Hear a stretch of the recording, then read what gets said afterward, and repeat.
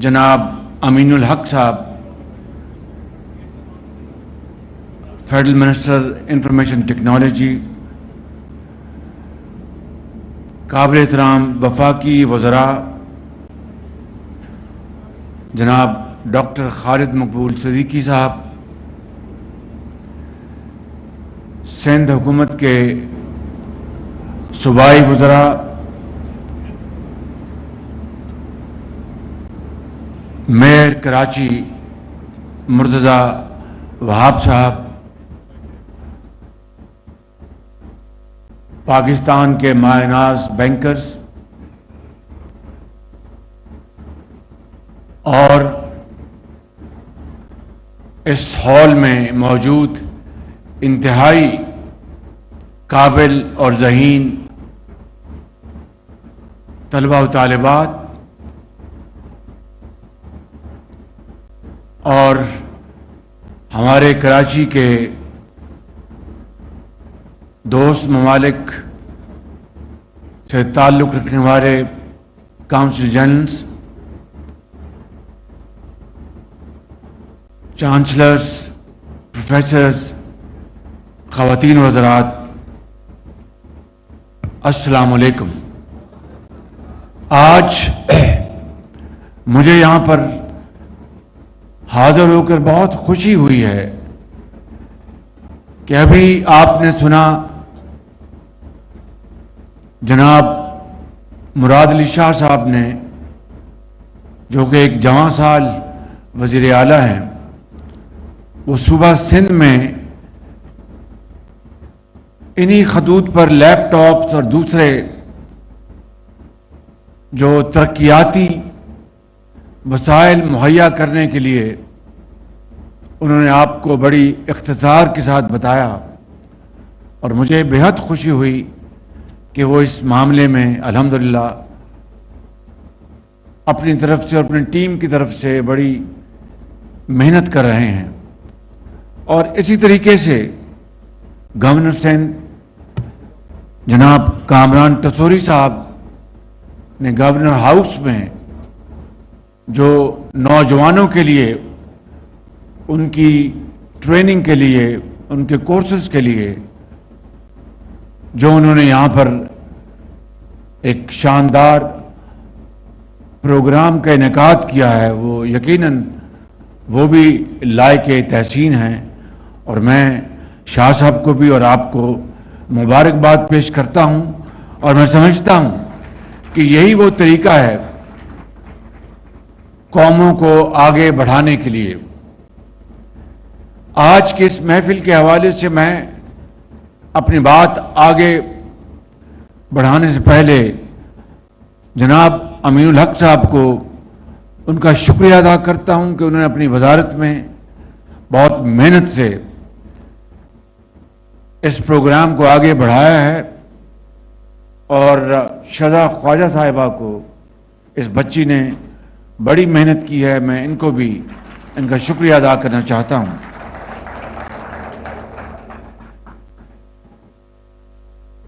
میرے نوجوان اس قوم کے عظیم فرزندوں اور صوبہ سندھ کی،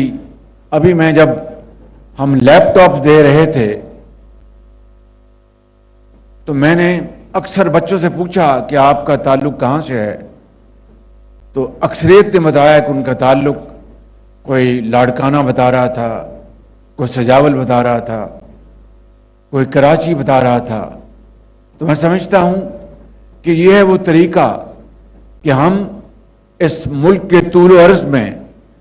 اپنے نوجوانوں کو، ان کو تعلیم کے زیور سے آراستہ پیراستہ کریں، اور اس کے لیے جتنے بھی وسائل ممکن ہیں ان کے قدموں میں نچھاور کریں۔ یہی وہ واحد طریقہ ہے جس سے پاکستان اللہ تعالیٰ کے فضل و کرم سے بڑی تیزی سے ترقی کے راستے پر گامزن ہوگا۔ کل اسلام آباد میں نے جو فری لانسرز کے لیے جو پروگرام کا ہم نے آغاز کیا कैपिटल वेंचर, इनोवेशन और वोकेशनल ट्रेनिंग के लिए, तो वहां पर मैंने स्टॉल्स देखे नौजवान बच्चों और बच्चियों के। आप यकीन करें कि इंसान दंग रह जाता है कि हमारे पाकिस्तान के इन नौजवानों ने किस तरीके से अपनी मेहनत से, कल एक बल्कि 2 स्टॉल्स में उन्होंने जो केले का जो छिलका है इसको कन्वर्ट किया है एक बहुत यूजेबल प्रोडक्ट में, उसको क्लॉथ में बनाया है, उसका प्लास्टिक बनाया है। अब बताइए, फिर एक और स्टॉल में एक बच्ची ने ड्रोन बनाया हुआ था जिसके जरिए वो ज़राअत के हवाले से वो खदमात का उन्होंने एक पूरा प्रोग्राम बनाया। इस तरह अद्वियात के हवाले से और बेशुमार स्टॉल्स थे। तो ये उन्होंने महदूद वसाइल अपने माँ बाप की मेहनत की कमाई से उन्होंने यहाँ तक वो पहुँचे हैं। यकीनन हुकूमतों का, वफाक का, सूबों का अपने अपने ताईं उसमें कंट्रीब्यूशन होगी, लेकिन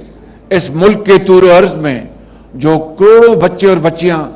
जो इनके हसूल के लिए हर कुर्बानी देने के लिए तैयार हैं, जो अपने खानदान का बोझ बांटने के लिए तैयार हैं, उनको वसाइल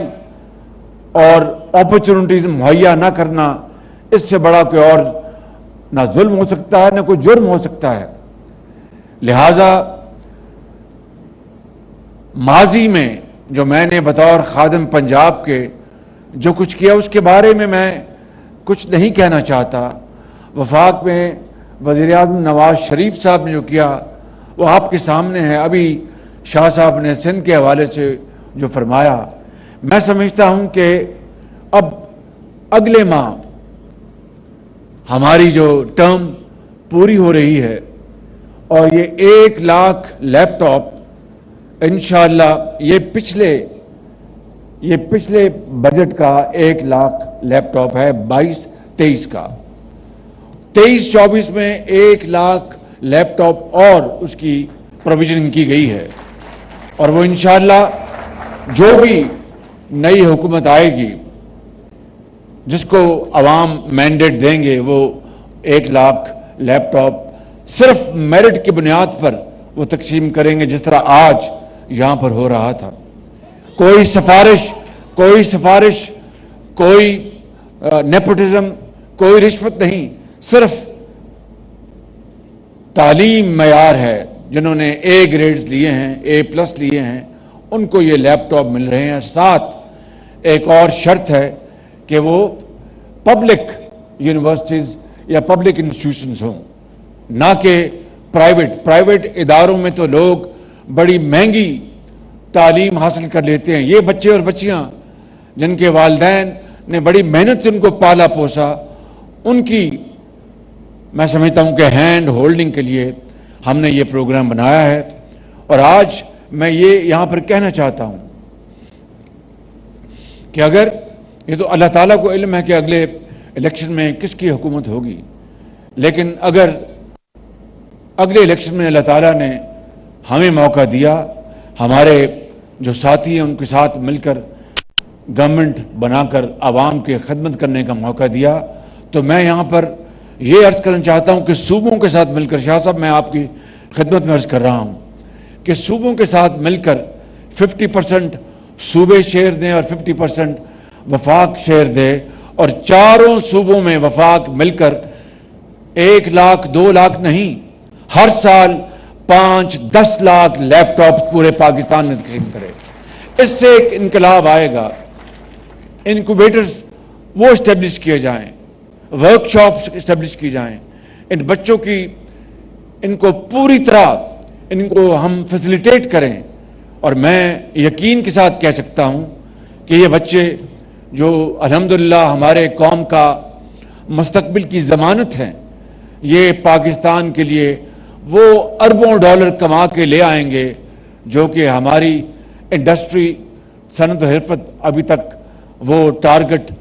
अचीव न कर सकी। آج جہاں پر بینکرز بیٹھے ہیں، میں ان بینکرز کا بےحد شکر گزار ہوں کہ جنہوں نے ہمارے یوتھ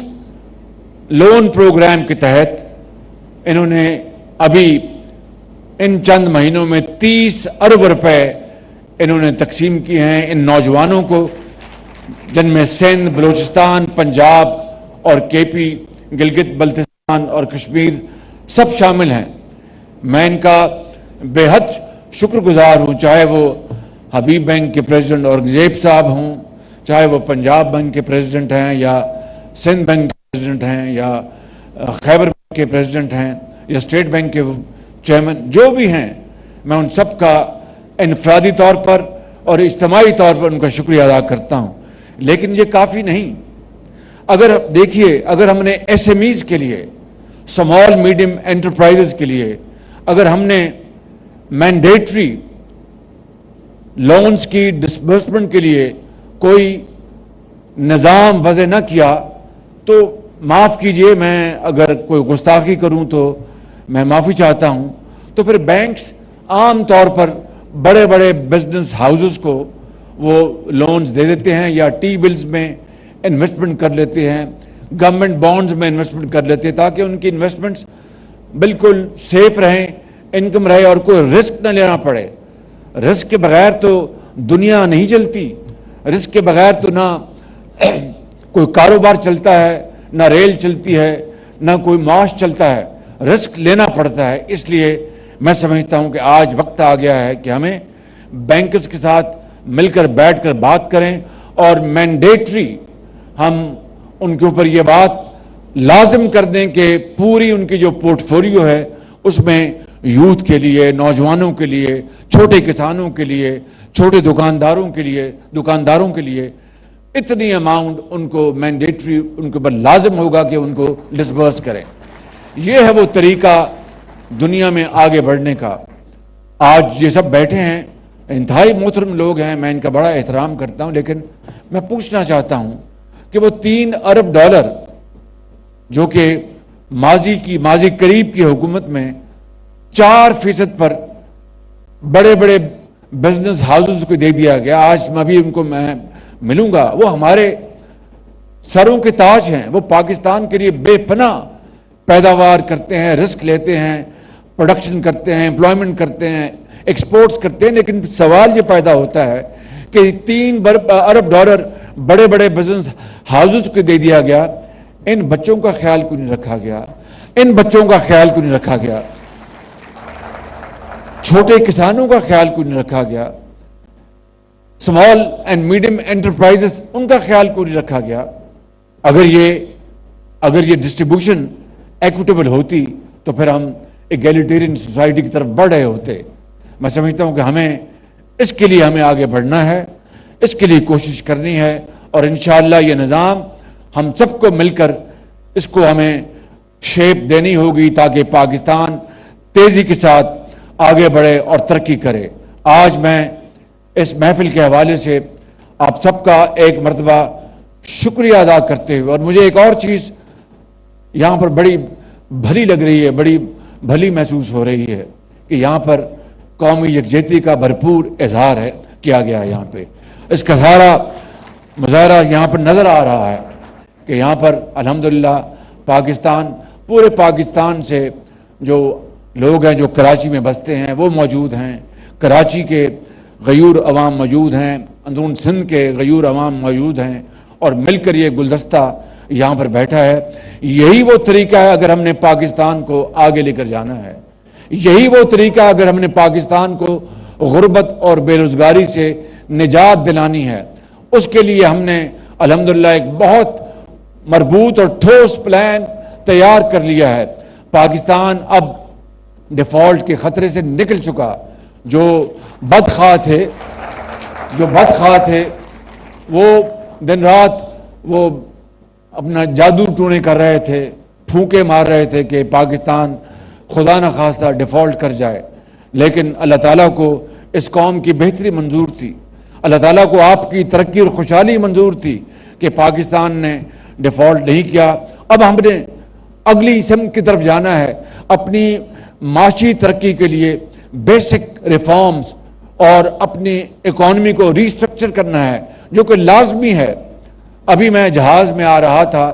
तो असद गिलानी मुझे कह रहे थे कि शहबाज शरीफ साहब, ये आपको ज़रा वजाहत से बताना चाहिए कि ये रीस्ट्रक्चरिंग और ये रिफॉर्म्स क्या होंगी कि अशराफिया बोझ कबूल करे, बेवा और यतीम नहीं। वो तो पहले ही महंगाई की तरह बहुत दबे हुए हैं। इस कौम का हारी जो है वो पहले ही बड़ी महंगाई के नीचे दबा हुआ है। इस कौम का मजदूर, इस कौम की एक बेटी नर्स, एक तालिब इल्म, एक उस्ताद, अगर पाकिस्तान ने तरक्की करनी है तो फिर करप्शन का खात्मा करना होगा, बिजली के बिलों की जो चोरी होती है उसका खात्मा करना होगा, गैस की जो चोरी होती है उसका खात्मा करना होगा। तब पाकिस्तान जाकर एक अजीम मुल्क बनेगा, मेहनत और अमानत और दयानत से। और मेरा ये ईमान है कि इंशाअल्लाह ये होगा। ये वो प्रोग्राम जो है SIFC, ये इंशाअल्लाह पाकिस्तान को उस मंजिल तक लेके जाएगा जिसके लिए आपके अजीम बुजुर्गों ने बड़ी अजीम कुर्बानियां दी। हजरत कायद आज़म की लीडरशिप में ये पाकिस्तान मार्ज वजूद में आया। इंशाअल्लाह वो ख्वाब जरूर पूरा होगा। आज मैंने अरब न्यूज़ में एक आर्टिकल पढ़ा है और वो एक पाकिस्तानी नहीं लिखा, वो कोई शायद मिडल ईस्ट का कोई बड़ा नामवर वो लिखारी है। उसने लिखा है कि पाकिस्तान के अंदर IMF की डील के बाद अब हालात ऐसे पैदा हो रहे हैं जिससे कि पाकिस्तान तरक्की की रास्ते के ऊपर गामजन हुआ चाहता है। यह इंशाअल्लाह ज़रूर होगा। मेरे बुजुर्गों, नौजवान साथियों, कौम के ये बड़े बच्चे जो बैठे हैं जिन्होंने आज, और ये बच्चियां बैठी हैं जिन्होंने आज ये लैपटॉप्स लिए हैं, ये इंशाअल्लाह ये हमें भी पार लगाएंगे और पाकिस्तान को भी पार लगाएंगे। इनके ऊपर हमें पूरा भरोसा है, पूरा यकीन है, क्योंकि इनकी जवानी, इनकी ताकत, इनकी एनर्जी, इनकी काबिलियत, इनकी मेहनत इंशाअल्लाह पाकिस्तान की खुशहाली और तरक्की की जमानत है। मैं इन अल्फाज के साथ आपका शुक्रिया अदा करते हुए गुजारिश करूंगा ये नारा मेरे साथ लगाएं, पाकिस्तान, पाकिस्तान, कायद आज़म। बहुत शुक्रिया।